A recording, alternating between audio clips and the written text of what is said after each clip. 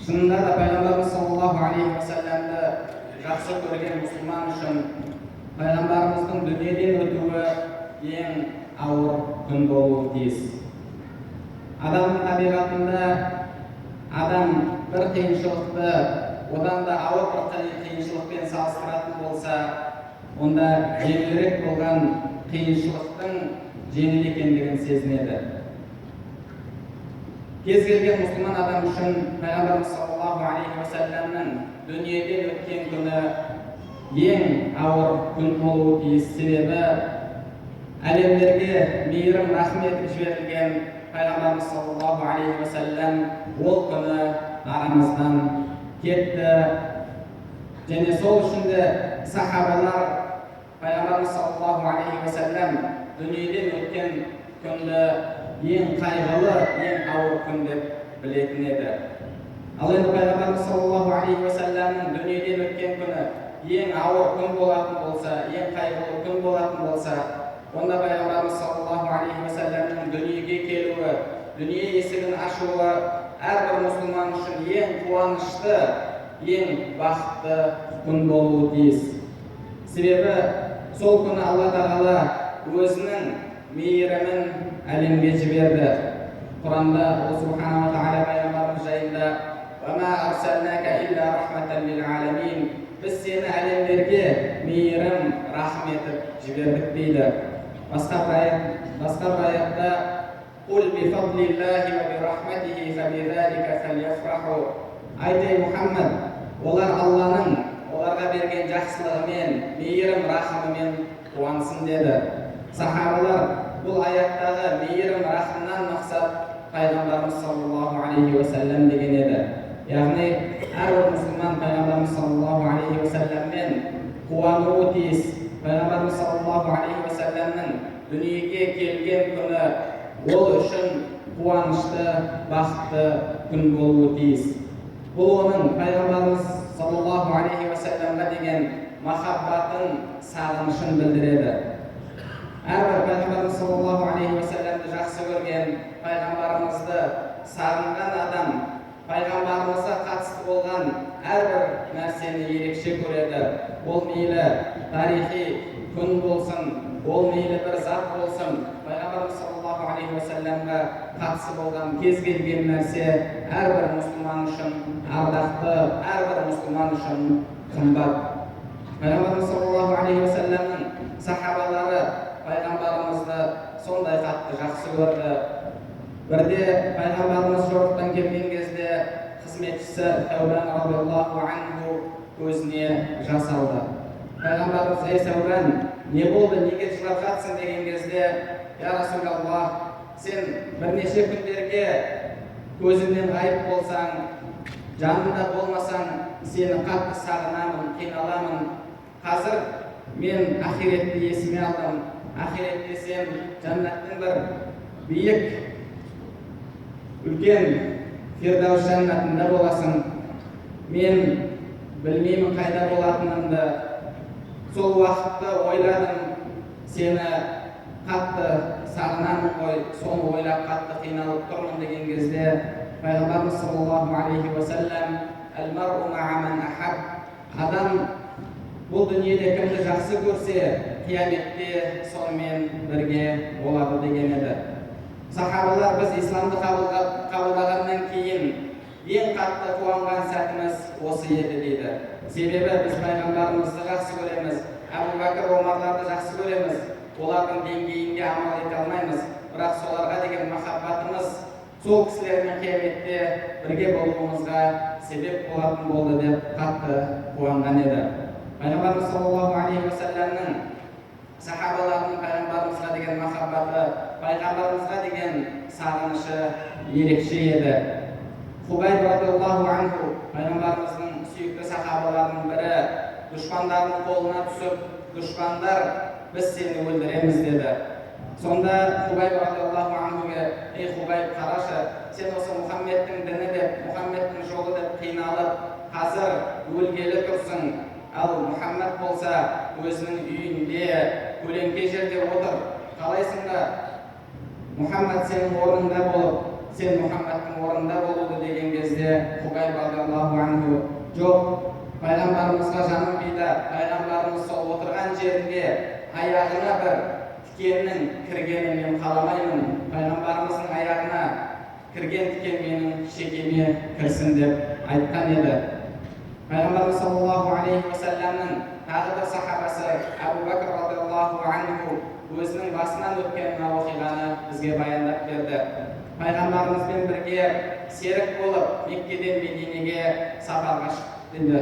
Пайғамбарымызбен Меккеден Мединеге қоныс аударған кезде серік болған сүйікті сахабасы Абу Бәкір радиаллаху анху жолда кетіп бара жаттық та сол кезде қатты шөлдедік дейді.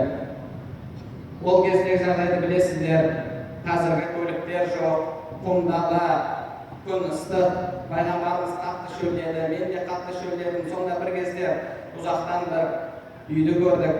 Сол үйге барып су сұрап едім, бізде су жоқ, бірақ ешкінің сүті бар, соны алыңыздар деді. Мен ешкінің сүтін алып келіп, қуана-қуана пайғамбарымызға бердім. Пайғамбарымыз саллаллаху алейхи уассалам әлгі сүтті алып ішті.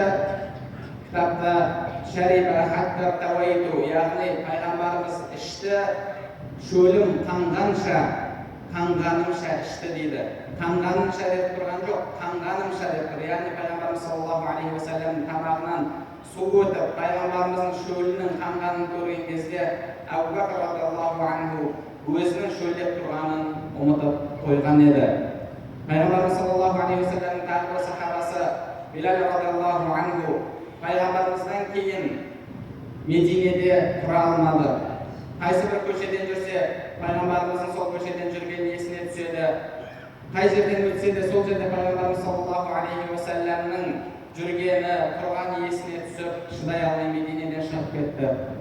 Кейін Омар халифаның кезінде пайғамбарымызды түсінде көріп, қайтадан Мединені зиярат етіп келген кезде пайғамбарымыздың сүйікті немерелері Хасан, Хусайн, ей Билал, пайғамбарымыздың кезін, пайғамбарымыздың дәуірін бір есіңізге салып, азан айтып берші деді.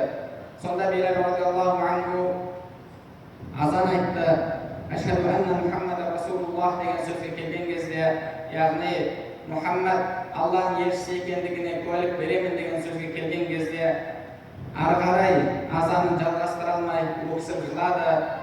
Сол сәтте сахабалар пайғамбарымыздың дәуірін еске алып, бүкіл Медине күңіреніп жылаған еді. Біздің сіздермен пайғамбарымыз саллаллаху алейхи уассаламға деген махаббатымыз қандай?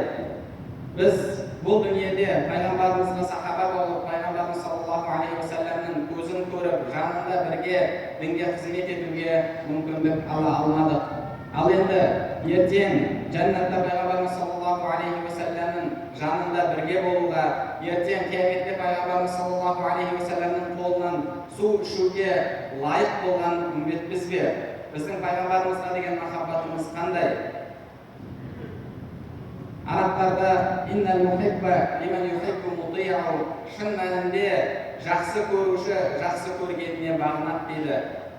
Пайғамбарымыз саллаллаху алейхи уассаламды жақсы көру, пайғамбарымыз саллаллаху алейхи уассаламды сағыну, бұл тек қана осындай бір кештерге келіп, көріністерді көріп, көзімізге жас алып, көңіліміз жібіп, шығып кетіп, қайтадан басбаяғы қалпымызда жүру емес. Пайғамбарымыз саллаллаху алейхи уассаламды жақсы көру деген пайғамбарымызды өзімізге негізгі тұлға етіп, үлгі етіп алып, пайғамбарымыз сияқты өмір сүруге тырысу. Пайғамбарымыз саллаллаху алейхи уассаламның сүннеттеріне амал ету, яғни пайғамбарымыз алып келген дінмен өмір сүріп, Алла тағала разы болатындай халде дүниеден өтетін болсақ, міне сол уақытта біз пайғамбарымыз саллаллаху алейхи уассаламға шынайы үмбет боламыз. Сол кезде пайғамбарымыз саллаллаху алейхи уассаламды шынайы жақсы көрген үмбеттерінен боламыз. Пайғамбарымыздың халін қарайықшы. Пайғамбарымыздың Раббысымен қарым-қатынасы қандай еді? Адамдармен қарым-қатынасы қандай еді? Пайғамбарымыз саллаллаху алейхи уассалам тіпті жан-жануарлармен қарым-қатынасы қандай еді? Пайғамбарымыз аяғы ісіп кеткенше тұрып намаз оқитын. Жәннат уәде етілген, жұмақ уәде етілген пайғамбарымыз саллаллаху алейхи уассалам аяғы ісіп кеткенше тұрып намаз оқитын. Айша анамыз жанын ашып, я Расулаллах, неге өзіңді сонша қинайсың? Саған жәннат уәде етілген ғой деген кезде, енді мен соның шүкіршілігін жасамайын ба деген еді.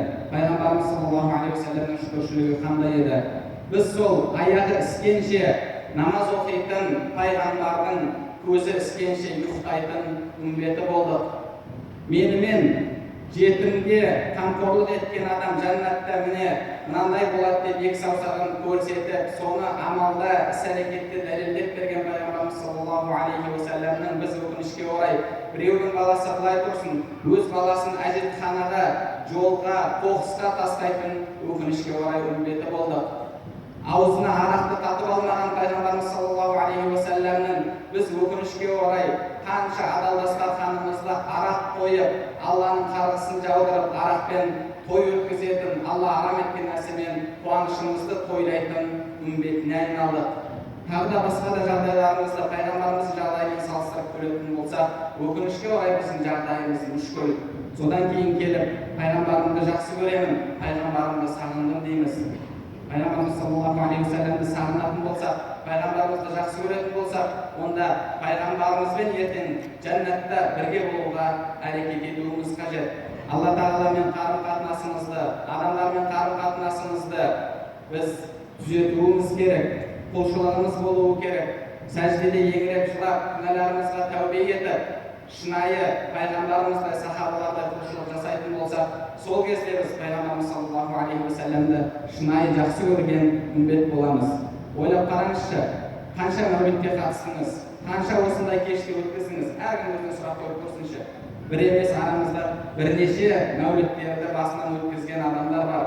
Бірақ осы мәуліттен шыққан кезде сіз өміріңізге нені өзгерттіңіз? Қандай бір жақсылыққа қадам бастыңыз?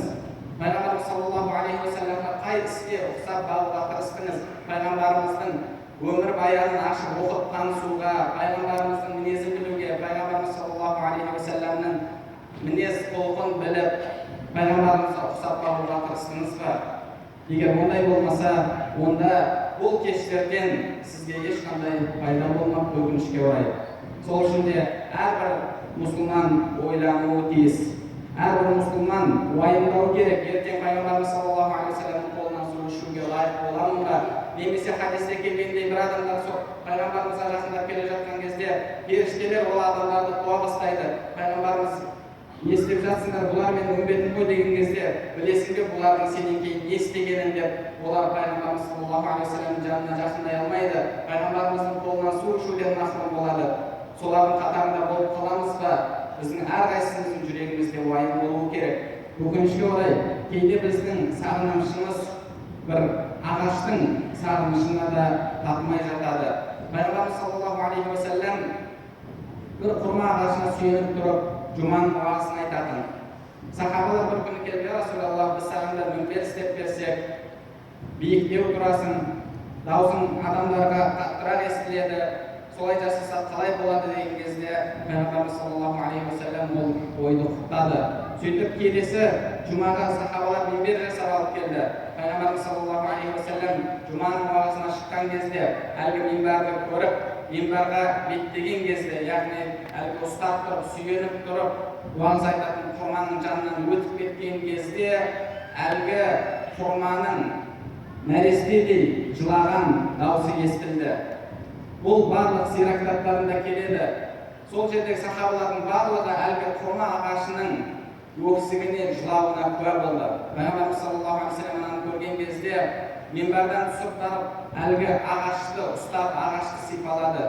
Сонда әлгі құрма ағашы нәресте анасы құшағына алған кезде қалай өксігін басса, солай өксігін басқан еді. Біз сол ағаш секілді болып, пайғамбарымыз саллаллаху алейхи уассаламды сағындық па? Егер сағынсақ, пайғамбарымызды жақсы көреміз десек, онда пайғамбарымызды өмірімізде үлгі тұтайық. Пайғамбарымыз саллаллаху алейхи уассалам секілді өмір сүріп, мұсылман болып дүниеден өтейік, иншалла. Сол кезде қазір пайғамбарымыздың құрметіне, пайғамбарымызды еске алу үшін жиналып отырғандай, ертең жұмақта пайғамбарымызбен бірге боламыз. Алла тағала баршамызға сол бақытты күнді жазсын. Алла баршамызға разы болсын.